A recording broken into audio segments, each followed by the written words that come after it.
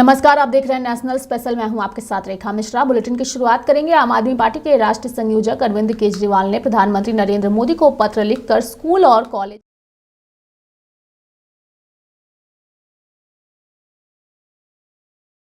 संयोजक अरविंद केजरीवाल ने प्रधानमंत्री नरेंद्र मोदी को चिट्ठी लिखी है, जिसमें उन्होंने मांग की है कि छात्रों को दिल्ली मेट्रो में 50% की छूट मिले। केजरीवाल ने कहा कि दिल्ली मेट्रो में केंद्र और दिल्ली सरकार दोनों का हिस्सा है, इससे होने वाला दोनों सरकार जो है वो वहन करे। प्रधानमंत्री को लिखी इस चिट्ठी में केजरीवाल ने कहा है कि हम छात्रों के लिए फ्री बस यात्रा की योजना भी बना रहे हैं।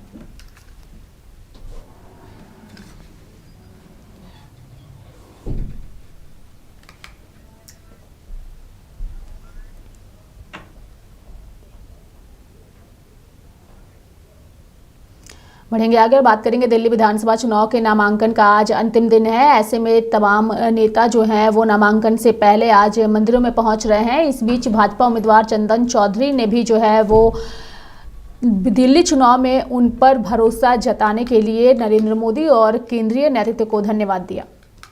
आपको प्रत्याशी बनाया संगम बिहार विधानसभा से। मैं सर्वप्रथम आपके मीडिया के माध्यम से मैं शीर्ष नेतृत्व को, मोदी जी को, अमित शाह जी को, जेपी नड्डा जी को, विशेषकर मैं रामवीर सिंह बिधूड़ी जी का बहुत बहुत धन्यवाद करता हूं। एक छोटे से कार्यकर्ता को उन्होंने विधानसभा का प्रत्याशी बनाया और मैं आपके मीडिया के माध्यम से आश्वस्त भी करता हूं शीर्ष नेतृत्व को कि संगम बिहार विधानसभा जीत करके बीजेपी की झोली में देंगे। आपको बीजेपी ने निगम पार्षद का टिकट दिया था, उसमें आपने जीत हासिल की थी। 2 साल में आप चाहे कोई भी कास्ट हो, सबका दिल जीत कर रखे। किसी को देखकर लगता है कि पार्टी ने आपको टिकट दिया है। मैंने सेवा भाव से काम किया। 2 साल अपने आप को जनता के बीच में रखा और जनता के समर्पण के साथ ही हमने अपने आप को झोंक दिया और जो भी बुनियादी सुविधाएं थी हमने 2 साल में बहुत सारी चीजें पूरी की है। हमने किसी जाति धर्म से विशेष कर नहीं, हमने सभी जातियों का, सभी धर्म के लोगों का सेवा किया है और पार्टी की निष्ठा को देखते हुए सबकी अच्छी तरह से हमने मदद की है, जिसकी वजह से आज पार्टी ने मुझे विश्वास जताया। आप पार्टी दिल्ली विधानसभा चुनाव में आज नामांकन का अंतिम दिन है। ऐसे में दिल्ली के कस्तूरबा नगर विधानसभा क्षेत्र से कांग्रेस के उम्मीदवार अभिषेक दत्त ने नामांकन दाखिल करने से पहले पूजा अर्चना की। मंदिर में गए और भगवान की पूजा अर्चना उन्होंने विधि विधान के साथ की। देखिए, कस्तूरबा नगर के सभी देवतुल्य लोगों का सबसे पहले मैं धन्यवाद करना चाहता हूँ। पिछले 6 महीनों ने लगातार हमको एक एक घर में जाते हुए देखा। आज कस्तूरबा नगर विधानसभा के सभी लोगों को पता है कि अभिषेक दत्त के आगे नाम पे बटन दबाने से सीवर की, पानी की, टूटी रोडों की, बच्चों के लिए अच्छे स्कूलों की, यहाँ पे सबसे बड़ी बात है सबका सम्मान और सबको साथ लेने की योजनाएं शुरू हो जाएंगी। 10 साल जब निगम पार्षद था तो भी दिन रात काम करा और जब पिछले 3 साल में किसी पद पे नहीं था, एक भी समय ऐसा नहीं था कि हम लोगों के बीच में नहीं थे। हमने पिछले 3 सालों में लोगों की लड़ाई रोड से लेकर कोर्ट तक लड़ी, अपने ऊपर मुकदमे तक दर्ज कराए, केवल लोगों के प्यार और विश्वास के लिए। आज मुझे पूरा भरोसा है, निस्वार्थ तरीके से अपने यहाँ के लोगों की हमने सेवा करी है। भले ही वो हमारा इंदिरा कैंप हो, लाजपत नगर 4 हो, कालकागढ़ी गांव हो, कोटला हो, आनंद हो, डिफेंस कॉलोनी हो, लाजपत नगर हो, किसी भी एरिया से कभी भी किसी का फोन आया हो तो मैंने ये नहीं देखा कि वो कौन है, उसकी क्या परेशानी, उसके बीच में खड़े होकर उसके साथ खड़े हुए और रोड से लेकर कोर्ट तक उनकी लड़ाई को लड़ा। आज उनको पता है अभिषेक दत्त का बटन मतलब सबका काम, सबका सम्मान। बढ़ेंगे आगे। उत्तराखंड के मुख्यमंत्री पुष्कर सिंह धामी ने उत्तराखंड में भूतापीय ऊर्जा के अन्वेषण और विकास के लिए समझौता ज्ञापन कार्यक्रम में वर्चुअल माध्यम से शिरकत की। इस दौरान उन्होंने अपनी बातों को भी रखा। आज जियोथर्मल और भारत सरकार, हमारे राज्य और आइसलैंड की ओर से आए हुए सभी हमारे प्रतिनिधियों का मैं सबसे पहले तो बहुत स्वागत करता हूं इस एमओयू के साइन होने के अवसर पर।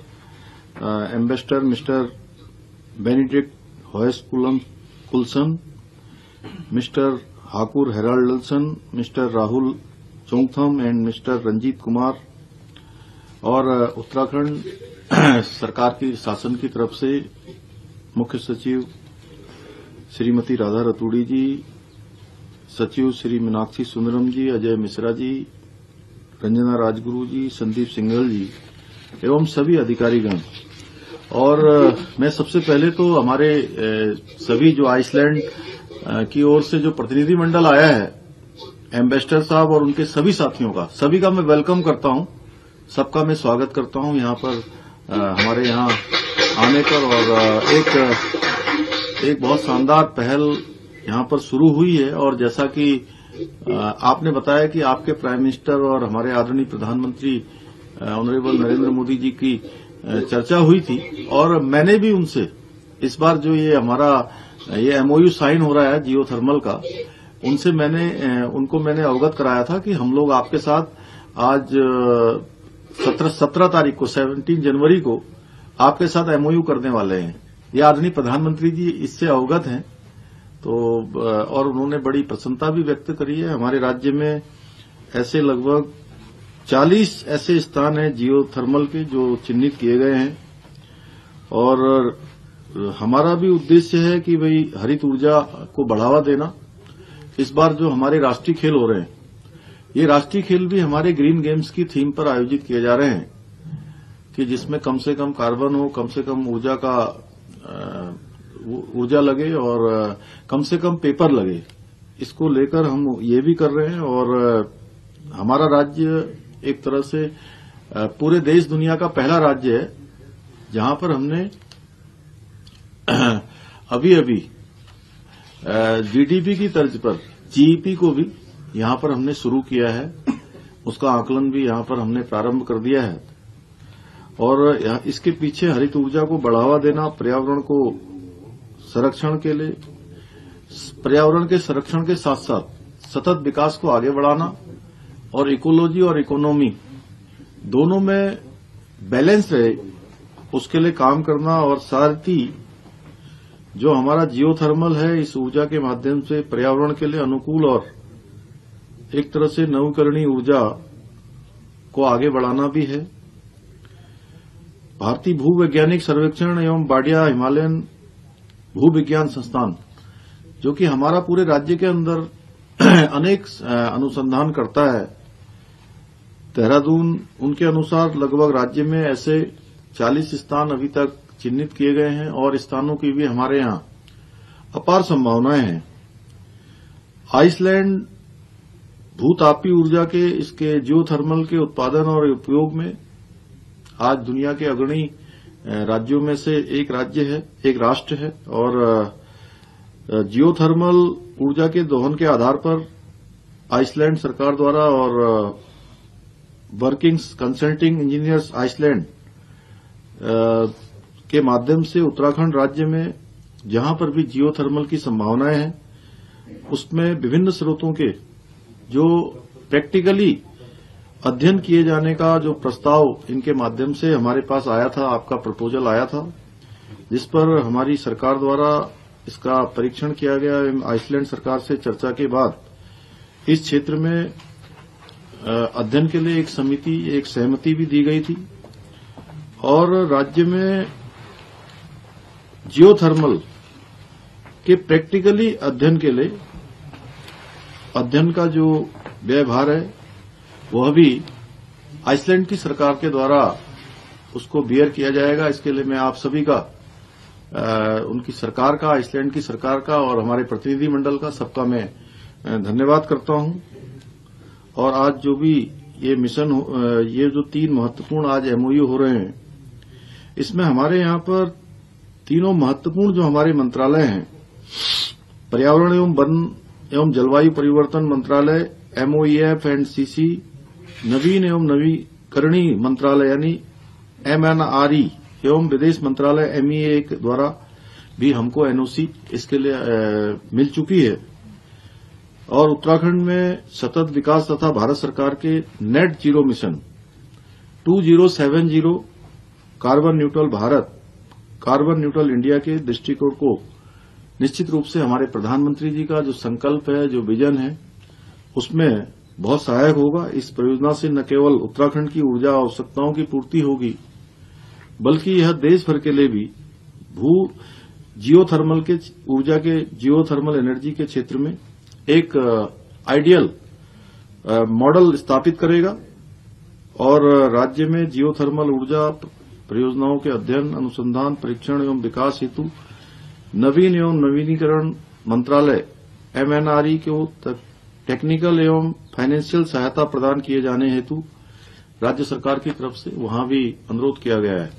मैं अंत में आप सभी को बहुत एक बार फिर से बधाई देते हुए I congratulate Iceland and Uttarakhand government official and thank you all for the MOU।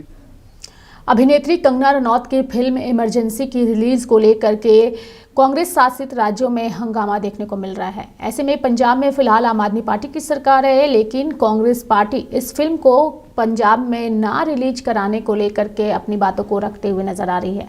इस बीच कांग्रेस सांसद और पार्टी के पंजाब प्रमुख अमरिंदर सिंह राजा बाडिंग ने भी इस फिल्म को लेकर अपनी बातों को रखा।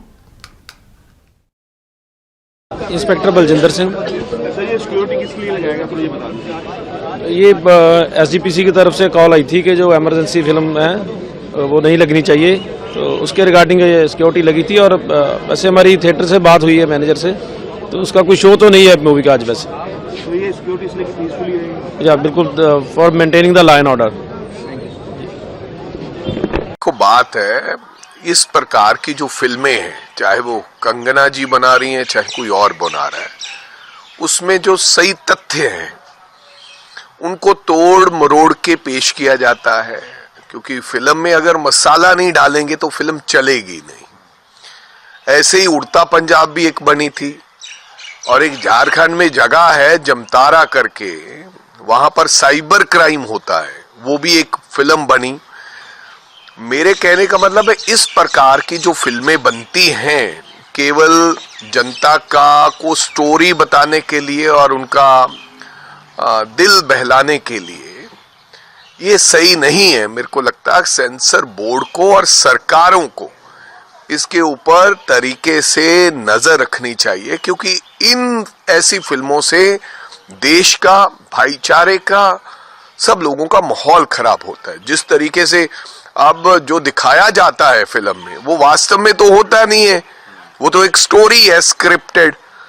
सो मैं चाहूंगा, मेरे को किसी से कोई आपत्ति नहीं है, लेकिन जो ऐतराज योग और गलत चीजें फिल्म में दिखाई जाती हैं, चाहे इस फिल्म में है चाहे किसी और में है, वो ना किया जाए तो बेहतर और अच्छा होगा। दिल्ली में इंडी गठबंधन की टूट को लेकर के और समाजवादी पार्टी और कांग्रेस की सोच को लेकर के बीजेपी नेता शहजाद पूनावाला ने हमला बोला है। बता दें कि शहजाद पूनावाला ने कांग्रेस की स्थिति को सिचुएशनशिप और सपा की सिचुएशन को भी सिचुएशनशिप करार दिया है। देखिए, कांग्रेस की स्थिति ऐसी हो चुकी है कि वो समाजवादी पार्टी के साथ एक सिचुएशनशिप में है। समाजवादी पार्टी उनका समर्थन मिल्कीपुर में ले लेती है, और यूं ही जैसे उत्तर प्रदेश का बॉर्डर पार करके दिल्ली आते हैं तो वहां पर वो कांग्रेस को 3 तलाक दे देती है और आम आदमी पार्टी का समर्थन ले लेती है। और यही तो इंडिया अलायंस है। No mission, no vision, only अपना एम्बिशन, अपना अपना करप्शन, कमीशन, कंफ्यूजन और मोदी के खिलाफ ऑब्सेशन। बंगाल में इंडिया अलायंस है? नहीं है। केरल में है? नहीं है। पंजाब में है? नहीं है। दिल्ली में है? नहीं है। उत्तर प्रदेश में तो आपने देख ही लिया क्या है। महाराष्ट्र में रोज एक दूसरे को गाली देते हैं। झारखंड में JMM ने कांग्रेस को बोल दिया कि डिप्टी CM देखना भी मत। ओमर अब्दुल्ला आए दिन कांग्रेस को आईना दिखाते हैं जम्मू कश्मीर में। तो ये इंडी अलायंस नाम की जो एक वस्तु है, जो चीज है, वो बेसिकली एक सिचुएशनशिप बन चुकी है। और हाथ से हाथ तो मिला लिया फोटो के लिए, पर दिल से दिल कभी मिला नहीं। अब कांग्रेस पार्टी को भी रियलाइज हो रहा है कि लोग उनको बोझ की तरह देखते हैं। राहुल गांधी है भी वैसे उनके अलायंस के लिए बोझ ही है वो। तो राहुल गांधी और कांग्रेस के प्रति हर रोज एक नो कॉन्फिडेंस मोशन पहले जनता पारित करती है 90 चुनाव हराकर, फिर एलाइज पारित करते। उसी श्रृंखला में समाजवादी पार्टी ने तो इनको दिल्ली में छोड़ दिया है। महाकुंभ को लेकर के सपा के अध्यक्ष अखिलेश यादव ने राज्य सरकार के आंकड़ों को फर्जी बताया, जिसको लेकर के उत्तर प्रदेश में राजनीतिक जंग जो है वो देखने को मिल रही है। अखिलेश यादव के इस बयान को लेकर के भाजपा सांसद की भी प्रतिक्रिया सामने आई और भाजपा सांसद प्रवीण खंडेलवाल ने इसको लेकर के अखिलेश यादव पर हमला बोला और कहा कि उनके बयान का कोई आधार नहीं है। देखिए, अखिलेश यादव जी भी राजनीति में अपनी जमीन ढूंढ रहे हैं। राजनीति ने पूरी तरीके से अखिलेश यादव जी को नकार दिया है और इस कारण से अब वो अपने बयानों से सुर्खियों में रहना चाहते हैं। उनके बयान का कोई आधार नहीं है। दुनिया देख रही है कि महाकुंभ किस तरीके से लोगों के बीच में लोकप्रिय है। लोग इस धार्मिक गंगा में स्नान करना चाहते हैं। देश से ही नहीं, विदेश से भी लोग महाकुंभ में आ रहे हैं और जिस प्रकार का सैलाब महाकुंभ में उमड़ रहा है, उसमें उस सैलाब को लेकर के, लोगों की धार्मिकता को लेकर के अखिलेश यादव के किसी सर्टिफिकेट की आवश्यकता किसी। तो आपने बीजेपी सांसद को सुना। अब हम आपको अखिलेश यादव का वो बयान सुनाते हैं जो उन्होंने महाकुंभ को लेकर के भाजपा पर बोला है। सरकार का हर आंकड़ा वो है फर्जी और हमारा पत्रकार साथी सही बोल रहा है, हम इसको धन्यवाद देते हैं। कुछ ट्रेनें खाली आ रही हैं, सुनने में आया गोरखपुर वाली खाली ट्रेन गई है पूरी, और नहीं मानते अभी वीडियो दिखा सकता हूं मैं आपको। नहीं, वो छोड़िए, हम उन पर चर्चा नहीं करना चाहते हैं, लेकिन ये बात मोटी मोटी मान लीजिए कि बीजेपी का हर आंकड़ा फर्जी है। याद कीजिए, नोटबंदी में क्या कहा, भ्रष्टाचार कम हो जाएगा, काला धन खत्म हो जाएगा। आज बताइए भ्रष्टाचार कितना बढ़ गया, पत्रकार साथियों से बेहतर कोई नहीं जानता होगा। और इसी नोटबंदी के बाद जीएसटी आ गया। जीएसटी से बताओ व्यापारियों का नुकसान हुआ कि नहीं हुआ? व्यापारी बर्बाद हो गया। और अभी नई तरह की लड़ाई चल रही है। कानपुर में सभी कारोबारी कानपुर छोड़ करके जा रहे हैं। सोचिए, कारोबार अगर चला गया कानपुर से, ये कारोबार तो ला नहीं पाए। याद कीजिए, इन्होंने कितना बड़ा आयोजन किया था, इन्वेस्टमेंट मीट। इन्वेस्टमेंट मीट का तो कुछ हुआ नहीं, कोई इन्वेस्टमेंट स्टेट के पास नहीं आया। लेकिन जो कारोबारी पहले से थे, जिनका कारोबार हो रहा था, चल रहा था, वो कानपुर छोड़ करके जा रहे हैं, लखनऊ छोड़ करके जा रहे हैं। ये इनकी जीएसटी वसूली और इनके भ्रष्टाचार की वजह से छोड़ करके जा रहे हैं।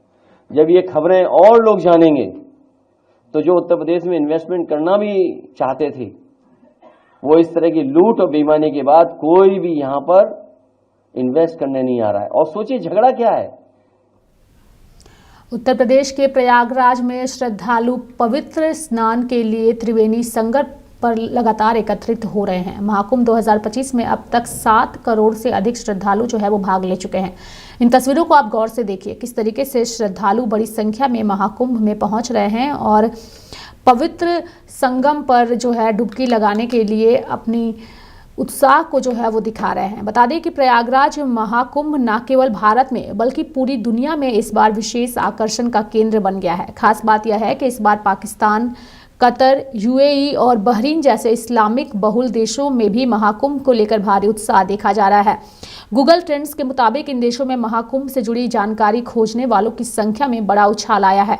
महाकुंभ 2025 के दौरान प्रयागराज में 45 करोड़ से अधिक श्रद्धालुओं के जो है वो पहुंचेंगे और उसकी संभावना भी जताई गई है। और इसे देखते हुए भी प्रयागराज में फिलहाल सुरक्षा के पुख्ता इंतजाम किए गए हैं। इन तस्वीरों को आप देखिए और खुद ही अंदाजा लगाइए कि श्रद्धालुओं में किस तरीके का उमंग और उत्साह है जो संगम में डुबकी लगाने के लिए बड़ी संख्या में पहुंच रहे हैं।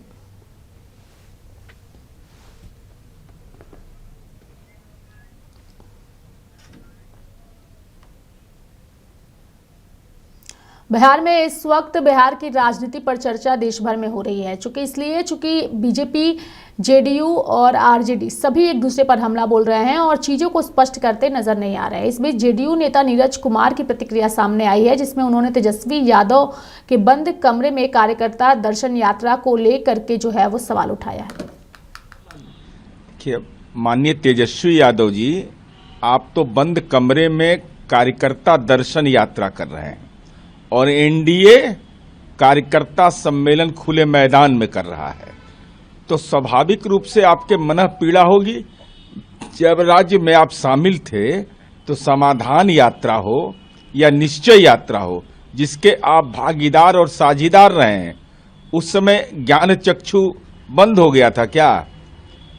उस समय एहसास नहीं हुआ था क्या? उस समय जो सरकार के द्वारा, कैबिनेट द्वारा पारित प्रस्ताव के आलोक में यात्रा आप कर रहे थे, तो उस समय क्या निजी संपत्ति जो अवैध तरीके से आपने अर्जित किया आपके परिवार ने, क्या उसको बेच करके पूंजीगत व्यय किया था?